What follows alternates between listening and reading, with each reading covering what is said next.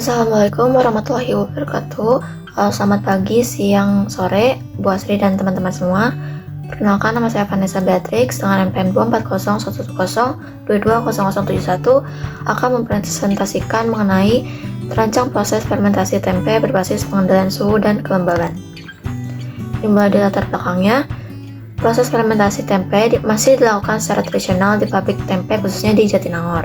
Tidak ada kontrol suhu dan kelembapan sehingga mutu produk tidak konsisten. Lalu dikutip oleh Atakiro tahun 2023, suhu dan kelembapan mempengaruhi pertumbuhan Rhizopus oligosporus. Kondisi lingkungan yang tidak stabil menyebabkan fermentasi gagal atau tempe berkualitas rendah.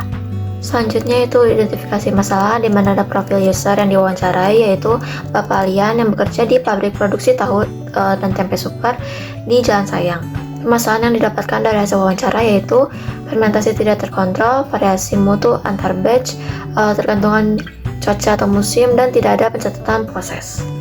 Selanjutnya ada penjelasan mengenai fermentasi tempe yang melibatkan pertumbuhan Rhizopus oligosporus yang memerlukan suhu tak stabil antara 30-35 derajat Celcius dan kelembaban yang tinggi. Suhu mempengaruhi aktivitas enzimatis dan kecepatan pertumbuhan miselium. Selanjutnya yaitu ada data pendukung di mana suhu dan RH harus optimal, waktu fermentasi 48-60 jam, lalu jika suhu terlalu rendah, jamur dapat lambat bertumbuhnya, sedangkan jika suhu terlalu tinggi, jamur akan mati dan menyebabkan fermentasi akan gagal. Sehingga didapatkan solusinya yaitu merancang proses fermentasi tempe berbasis pengendalian suhu dan kelembaban. Pengaturan suhu dan kelembaban dapat dilakukan melalui desain ruang fermentasi sederhana yang bersifat isolatif dan menggunakan sumber panas alami atau lampu pijar, serta sistem humidifikasi manual terkontrol. Untuk tujuan dan manfaat dari rancangan proses ini yaitu proses fermentasi yang terkontrol, lalu menurunkan resiko kegagalan fermentasi, dan juga mendukung keberlanjutan UMKM produksi tempe. Selanjutnya yaitu ada kriteria rancangan yang dijelaskan sebelumnya, di mana suhu fermentasinya itu stabil sekitar 30-35 derajat Celcius, lalu RH-nya dijaga sekitar 60-70%, volume chamber itu 0,175 meter kubik, kapasitas proses 10 kg per batch, dan tanpa teknologi rumit sehingga bisa dikendalikan secara manual.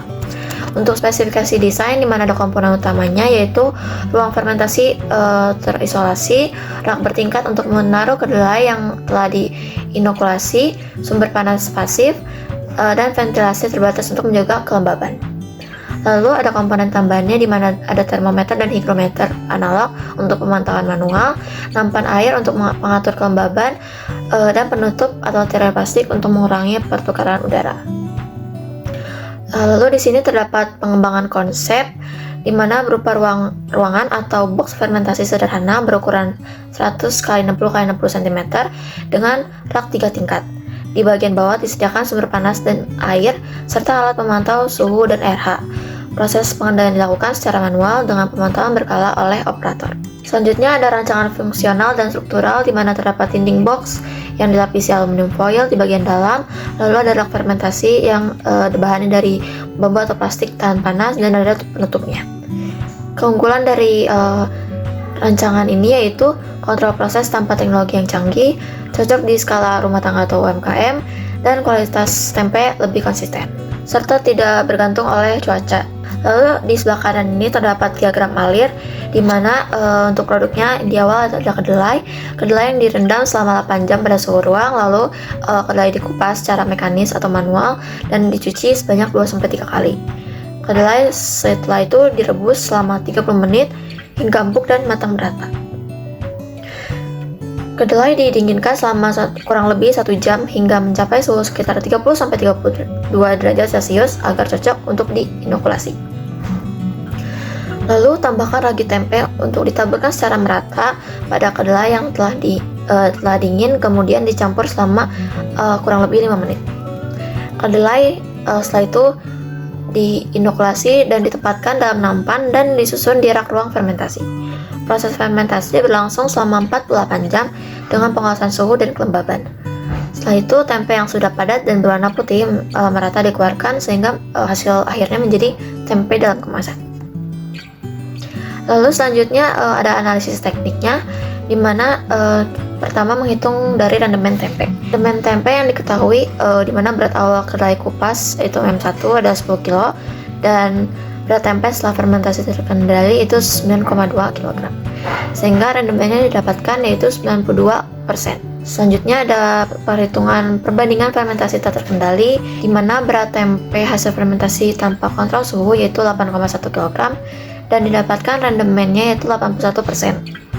Lalu hasil rendemen yang sebelumnya dan yang rendemen tak terkendali ini diselisih sehingga hasilnya 1,1 kg atau sekitar 13,6% jika dihitung peningkatan hasilnya. Selanjutnya yaitu menghitung estimasi hasil mingguan atau sekitar 10 batch, di mana produksi mingguan tanpa kontrolnya itu 81 kg, dengan kontrolnya 92 kg, dan tambahan hasil per minggunya sekitar 11 kg. Lalu dihitung jika harga jual tempenya itu sekitar 10.000 per kilogram, maka tambahan pendapatannya itu 11 kg dikali 10.000 sekitar 110.000 per minggu. Lalu selanjutnya ada perhitungan proyeksi tahunan, di mana tambahan hasil per tahunnya itu tadi 11 kg dikali 52 minggu, itu 57,2 kg, dan tambahan pendapatan tahunannya yaitu dikalikan dengan hasil perhitungan estimasi hasil mingguan yaitu 110.000 dikali 52, sehingga hasilnya menjadi 5.720.000. Setelah itu ada perhitungan kehilangan hasil tanpa kontrol fermentasi, di mana potensi kehilangan hasilnya itu 1,1 kg per batch yang tadi sebelumnya dihitung dikali dengan 10.000 yaitu 11.000 per batch. Jika diasumsikan 300 batch per tahunnya, maka kerugiannya yaitu 11.000 dikali 300 sekitar 3.300.000 per tahun. Jika tanpa kontrol fermentasi. Selanjutnya terdapat desain rancangan alat yang telah dibuat, di mana ini terdapat kotak fermentasinya. Sebelah kiri dan sebelah kanan ini ada komponen-komponen utamanya, di mana bahan utama yang digunakan yaitu triplek berlapis aluminium foil dengan ukuran 800 x 450 dikali 900 mm. Raknya yaitu disusun 3 tingkat dari bambu atau plastik tahan panas. Lalu untuk sumber panasnya ini dari lampu pijar sekitar 25 watt.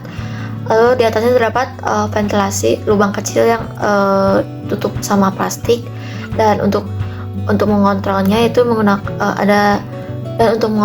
terdapat termometer dan hygrometer analog. Lalu untuk kelembabannya sendiri dijaga dengan nampan air yang di bagian bawah.